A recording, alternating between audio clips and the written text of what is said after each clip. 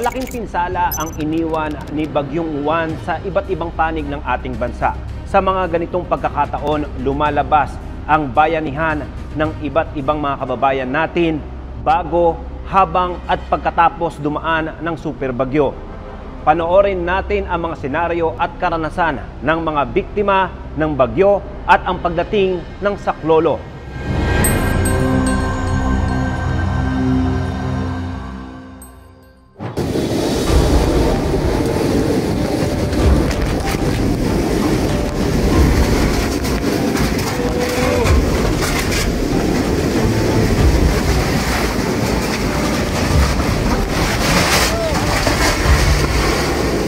Kung ikukumpara sa mga bagyo na nag-iwan ng matinding pinsala sa Pilipinas, gaya ni Yolanda, Rolly, at Odette, hindi pa rin maitatalang pinakamalakas si Super Typhoon Uwan.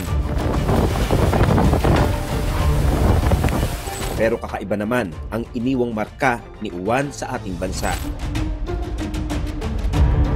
Napakarami nitong dalang ulan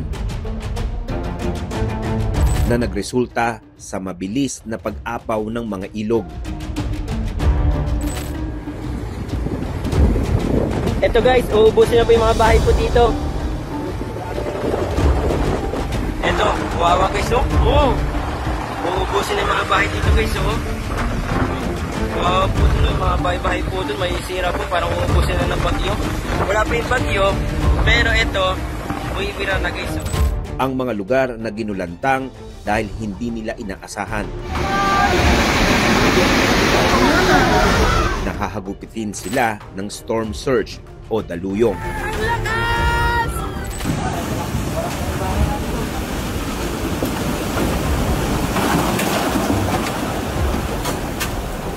Aba, may kalalagyan ito.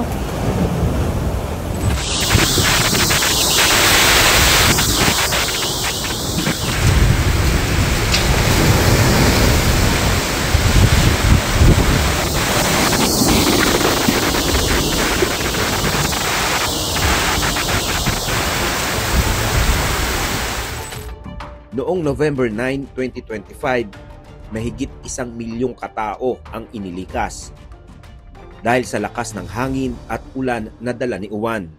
Mabilis itong lumakas at bago pa man maglandfall si Uwan, umabot na ito sa super typhoon category.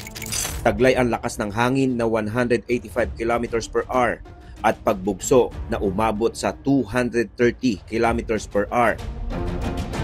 Inaasahan natin na ito ay mag-intensify pa bago mag-landfall bukas ng gabi, bago tatahakin ito ang kalupaan ng Central at Northern Luzon.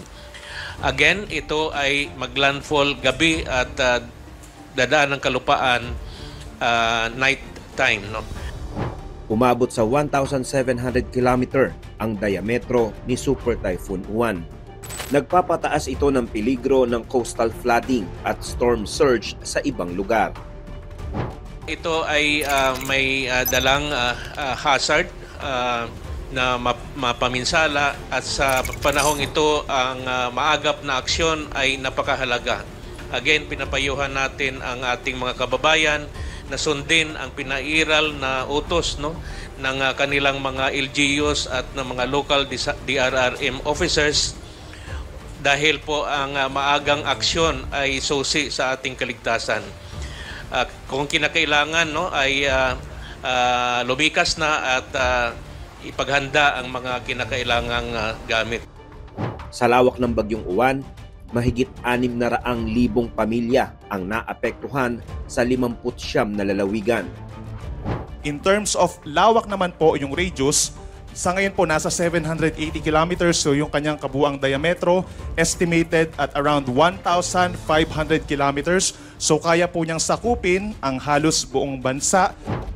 Barangay Batuhunan, isa rin sila sa mga dapat tulungan.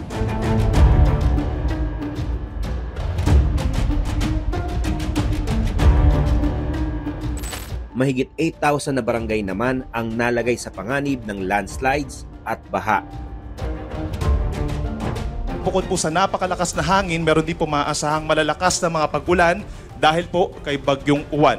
Within the next 24 hours na po, o habang lumalapit itong bagyo dito sa may Bicol and Samar, aasahan na po natin yung higit sa 200 millimeters na dami ng pag-ulan dito po sa Camarines Norte, Camarines Sur, Catanduanes, and Albay. So 200 millimeters or higher. Yung impacts po ng ganun karaming ulan ay magdudulot ng widespread na mga pagbaha, hindi lang dun sa mga mabababang lugar. Possible din po na magkaroon ng pag-apaw ng mga kailugan natin, lalo na yung mga major river basins, yung mga nasa major river basins po natin dito sa may Kabikulan, at possible din po na magkaroon sa mga bulubundukin na lugar ng mga pagguho ng lupa. Ang lakas! Uy, grabe! Ang lakas! Oh! Sa 59 na apektadong lalawigan, maraming komunidad ang nasa low-lying coastal zones. Ito naman po yung ating storm surge warning or babala po sa daluyong ng bagyo dahil po inaasahan nga nakikilos towards Eastern Luzon. Itong si Bagyong Uwan, meron po tayong more than 3 meters na posibleng daluyong within the next 2 days or hanggang sa araw po ng Lunes dito po sa may Eastern Cagayan, sa Isabela, sa coastal communities ng Aurora, Eastern Quezon, kabilang ang Polillo Islands, Camarines Norte, Silangang Baybayin ng Camarines Sur, dito rin sa Catanduanes, Eastern Albay, Eastern Sorsogon at maging dito rin po sa may Northern Pangasinan with a strong emphasis po dito sa mga areas na may tinatawag natin na parang concave po or parang nakaharap na parang pa-enclose. Kumbaga dito po, for example, sa may Aurora and Quezon, kung mapapansin po nila, parang nakapaloob or parang nakaharap siya for most of the bagyo, no? Nakaharap yung kanilang coastal community. So mas mataas yung chance na magkakaroon tayo ng 4 to even 5 meters na taas po ng daluyong. Ito ang sumalanta sa maraming kabahayan ng ating mga kababayan. Mahigit sa 266,000 ang napinsala. Napuruhan naman ang rehiyon ng Bicol, lalo na ang mga lalawigan ng Catanduanes, Camarines Sur at Camarines Norte, mga lugar na madalas daanan ng bagyo.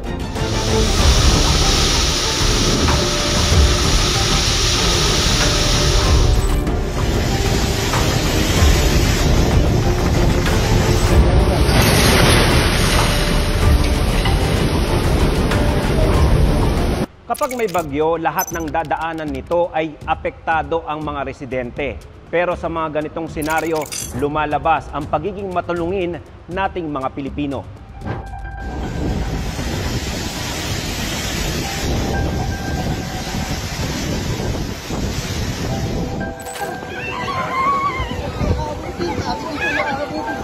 Hala, si Lola Pining! Hala, oh my God! Si Lola Pining! Nang dumating si Super Typhoon Uwan, may mga tahanan na unti-unting naglaho. Grabe na ang bagyo.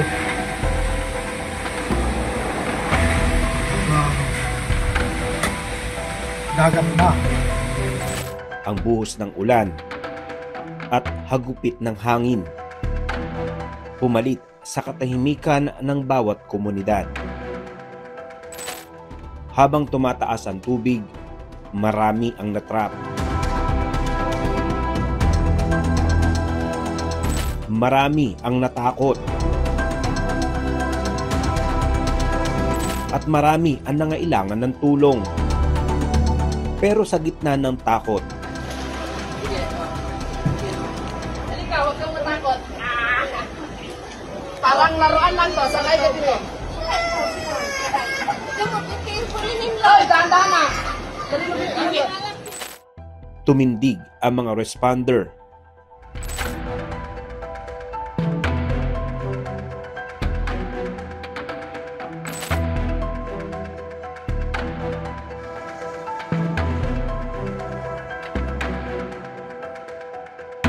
Habang ang karamihan ay nagmamadaling umuwi para iligtas ang sarili at ang pamilya, may mga taong buo ang loob na lumabas at handang ialay ang anumang magagawa. Meron po kami na-receive po na call regarding po sa patient po ninyo.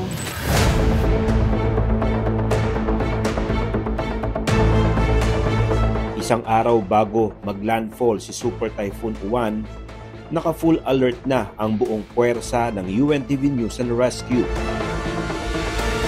Dahil aktibong nakasubaybay ang UNTV News sa mga real-time post at nakabantay sa anumang tawag sa hotline. Mabilis nilang nabibigyan ng tugon ang mga lugar na higit na nangangailangan ng tulong. Sa gitna ng pananalasa ng bagyong Uwan, hindi napigilan ang mga responder kahit sa paghahatid ng balita live. Sa likod ng bawat report ng UNTV News and Rescue, handa rin silang rumisponde sa anumang oras ng emergency. Katulong po ang News and Rescue Team La Union sa pagsasagawa ng force evacuation dito, kasama po ang kawani ng mga pulis dito po sa Aringay, La Union. Tulad ng iba pang volunteers, marami sa kanila ang kahit nag-aalala sa kaligtasan ng sariling pamilya ay gaganap ng kanilang tungkulin.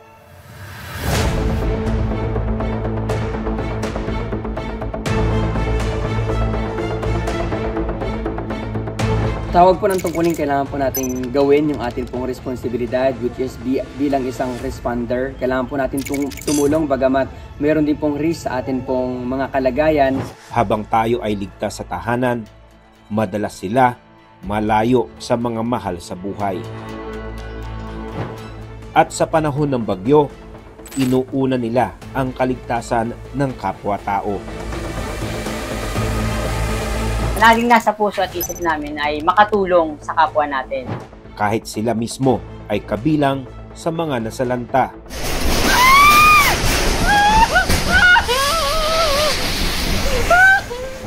Nung kasagsagan po ng bagyo, kasalukuyan po kaming nagmo-monitor sa aming po mga kasama at sa mga kapwa-tao natin na naapektuhan. Pero nung time na nag-vlog po ako bandang alas 12, kung di po ako nagkakamali, alas 12 ng tanghali, nakapag-vlog pa po ako nun at naipost pa po yun ng FB page ng TMDB. Yun po ay time na nun, nararanasan na namin yung lakas ng hangin tsaka pabugso-bugsong ulan. Then mga makalipas ang ilang oras, naramdaman namin nung nasa loob na kami ng bahay kasama yung pamilya ko. Nararamdaman namin na yung bubong namin medyo siya, umaangat. Ramdam namin yun kasi yung hangin umuugong tas parang sumisipol.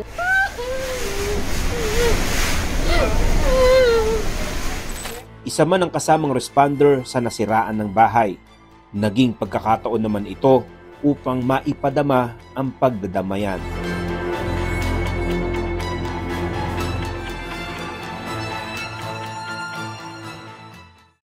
Nandito po tayo ngayon sa Apalit, Pampanga na kung saan ay nagsasagawa po tayo ng relief preparation katuwang ang UNTV News and Rescue para sa ating kababayan na mangangailangan ng tulong dulot ng bagyong Uwan. Sa likod ng bawat sakuna, may mga taong hindi nababanggit ang pangalan.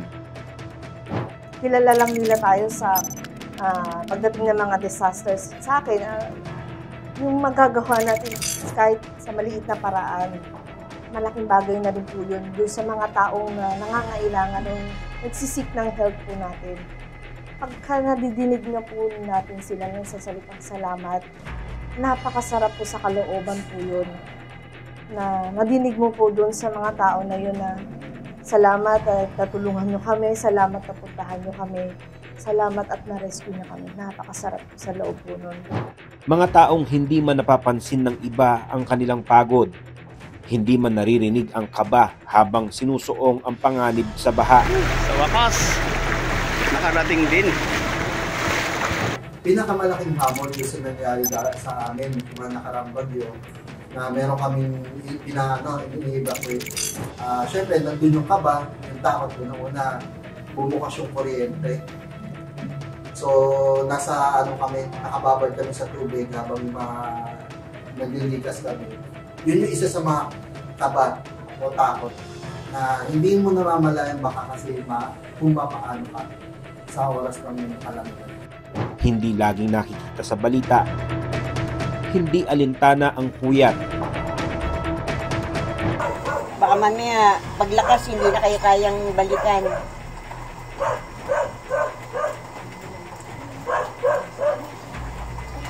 Hindi alintana ang uhaw at gutom. Sige po, papasok. Sakay po. Pasok po saan? Oo, nadaanan namin kayo. Hindi pwedeng hindi namin kayo Basahan po kayo. Mga taong handang magsakripisyo nang walang hinihintay na kapalit. Sila ang madalas na unang dumarating at huling umaalis. Sila ang volunteer responders. Ito ang UNTV News and Rescue. Handang tumulong kasama ng sambayan ng Pilipino sa anumang sakuna, anumang panahon.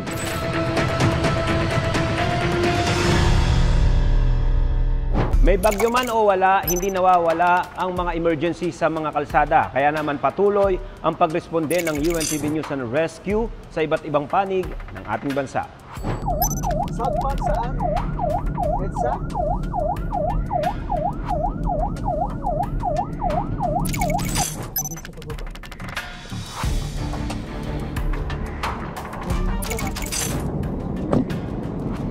Walang ano? Sir, ano po nangyari?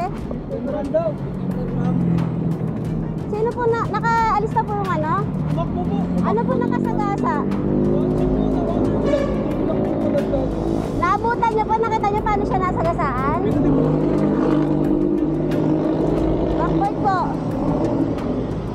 Mga kasama. Pasuyo po ng backboard sakali paredy ha. Sir, ano nararamdaman mo? Yung leeg mo may masakit ba? Wala. Ano nararamdaman mo? Saan banda masakit? Saputan lang po, sa kanan. Ito po? Hindi, kanan. Ito, masakit? Oo. Hindi na may gagalaw. Sa leeg may masakit? Wala. Sa likod may masakit?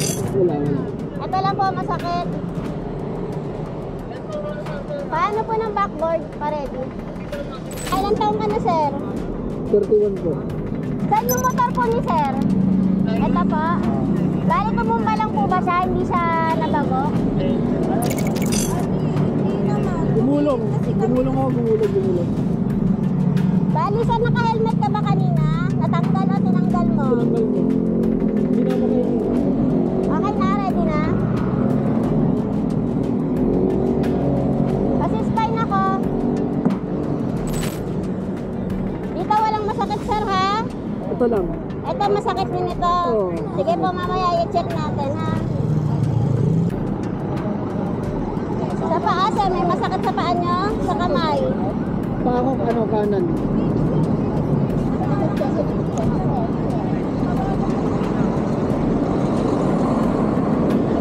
Okay po. O bilang ko 3 ha. I-scoop nyo ha. 1, 2, 3. Okay, sir. Okay po, sir. Saan masakit, sir? Ito masakit, sir? Ano natin dito? Para doon na po kayo i-check sa ambulance, sir. Delikado po. Yung kamay ko. Ito masakit yung sugat. Ipitin natin bro para hindi umakata. Yan sa kabilang strap na. Yung asawa ko. Ay, may angkas po ba kayo? Yung asawa ko. Asawa niyo po angkas niyo? May asawa daw po siyang kasama. Sama po kayo sa ambulance, mama. Sa police po i-endorse. Kunin mo lang yung bag. Sa po yung police. Kunin mo lang yung bag mo. Wala pa. Tawag namin yun. Ano kayang pwedeng mag-isang ko ng ganun? Sa Jai. Sabay na naman ako mag-ano. Ano mo muna? Okay ka muna. Kaya mo muna yung sarili. 1, 2, 3, up. Okay. O, secure nyo muna. O, secure. Okay na? O, alala, kabilaan. Yung mga kamay, ingat ha. 1, 2, 3, up. Okay.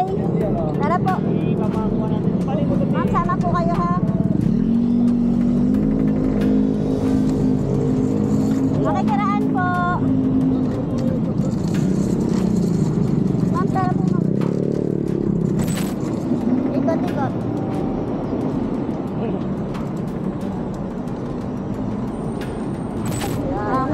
Dahan-dahan na, alalay, alalay.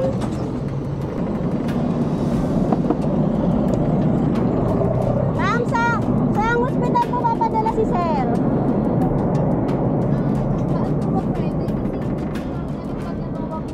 Ano po pinakamalapit na hospital dito sa Joshua? QC, ano po? Apo. Sir, sa QC dyan po namin dadalhin kung kailangan niyo po ng info. Saan po? Sa QC dyan po. QC General Apo. Hospital. Apo. Okay, thank you. Indos daw po na yun. Yung COVID doon, papatreat mo ano ni sir? Ano po yung video niya? Sir, ito po ba yung masakit niyo? Yung kanan, ito po. Gutitin natin sir ha, para makita po natin. Excuse lang po ah. Tingnan ko lang sir kung pantay ha. Nagagalaw niyo sir tong kamay niyo na to? Nagagalaw niyo? Nagagalaw niyo yung mga daliri? Oo. Nararamdaman niyo to? Oo.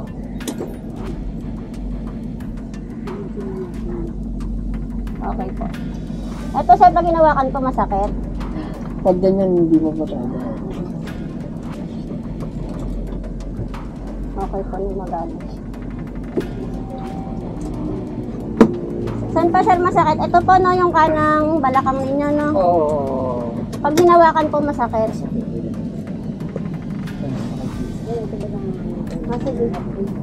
Ito, sis, ilalapnos kasi yun. Ano mo lang, hawang mong tatapalan ha. Sir, tanggalin ko tong sapatos mo sir ha. Check lang po natin.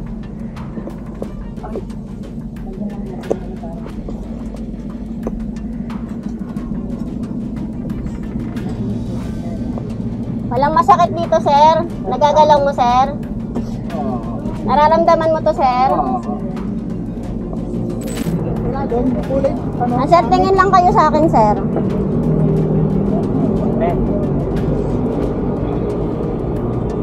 Tingin lang, sir, ah. Okay po. Ano huli mong kinain, sir? Bago tong aksidente, ano huli mong kinain? Or ininom? Chicken skin po.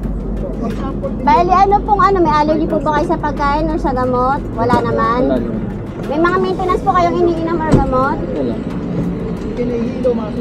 Meron po kayong history ng kahit anong sakit, mga karamdaman dati, high blood, sakit sa puso, asthma? Sinus lang meron. Wala naman pong ibang mga naging sakit. Kaya mo makatagilid, sir, or masakit? Masakit talaga siya. Kaya na. Wait lang. Tagilid ko sagad. Hindi ko makikita, bro. Ayan. Ito po masakit. Pangalan niyo? Ano po full name? May gas-gas. Pero ano lang, wala niyo walang... May pasabi ba? Ilan taon na po kayo? Wala naman po. May gas-gas po kasi. Masakit po ba ito pagkain ano? Kayo po yung asawa ni Sir, no?